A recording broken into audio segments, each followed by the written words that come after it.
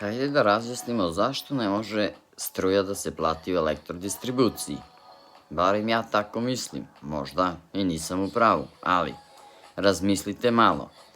Da biste sada trenutno platili struju, to možete da uradite ili na šalterima pošte ili menjačnice. S tim da ćete tu svakako imati proviziju od 50 do 60 dinara.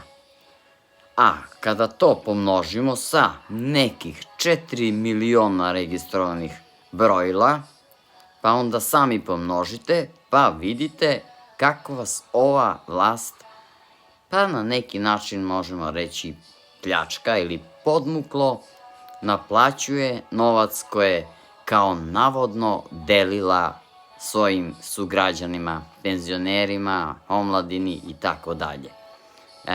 Ja mislim da je to malverzacija.